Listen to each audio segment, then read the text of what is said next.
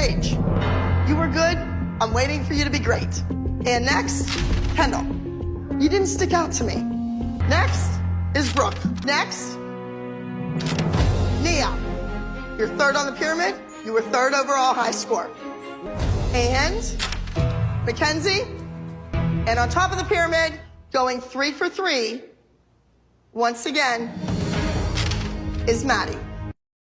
What's made up of layers and becomes increasingly more delicious when you put them together?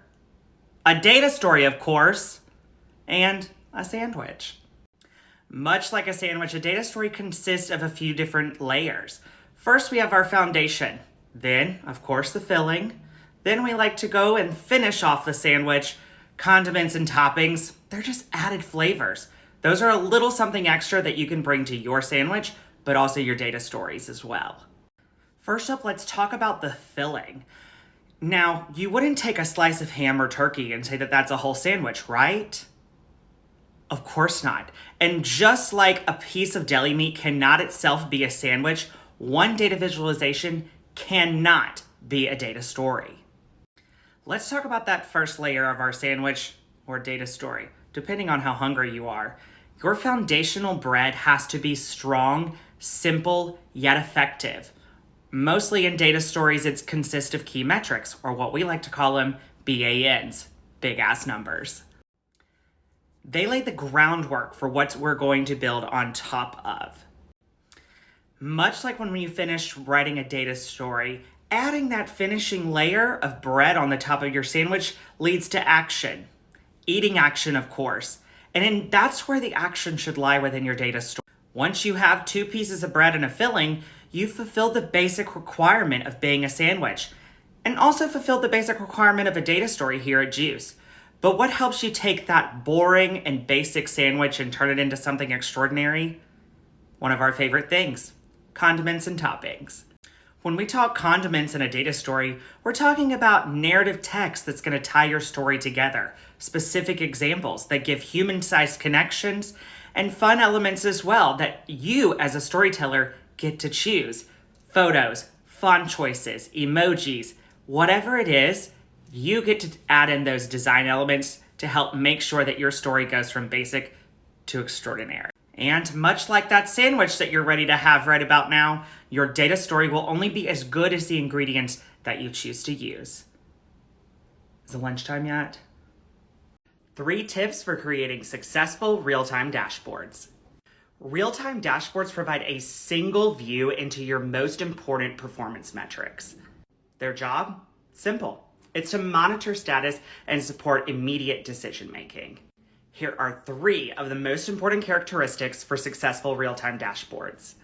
Number 1, simple data presentation. A real-time dashboard's just not the place for advanced or complex and complicated data visualizations. Keep it simple. Number 2, point to specific action. Your dashboard should point users directly to any issue or problem and provide specific actions for them to take to solve them. Number 3, summary status. Your summary should show how things stand overall, and it should immediately alert users if they should expect an issue or problem upfront. For more tips and characteristics on creating successful dashboards, head over to juiceanalytics.com today. Please join me in recognizing and celebrating the winners, Juice Analytics. Oh my God!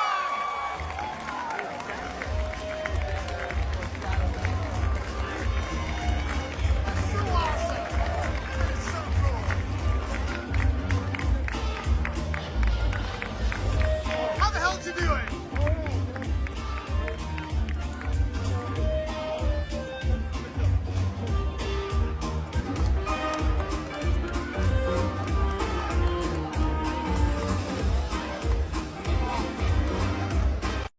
Are you ready to learn how to be a pro data storyteller? Here's 6 of the most important rules for data storytelling here at Juice Analytics. Number 1, a data story will express your point of view.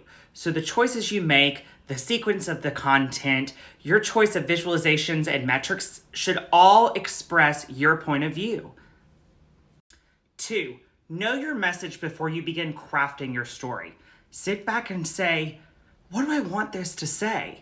Start with understanding exactly who your audience is going to be before you begin crafting your data story. Number 3, data stories should spark informed conversations.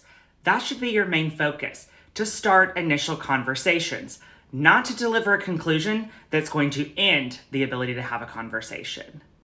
4, metrics are the characters in your data story, so your metrics should be easily understood, provide a link to an action, and they should be thoughtfully conceived, and most importantly, few. Number 5, your data story must lead to action. Here at Juice Analytics, we simply say, you won't get any traction without any action. And 6, build upon traditional narrative structures.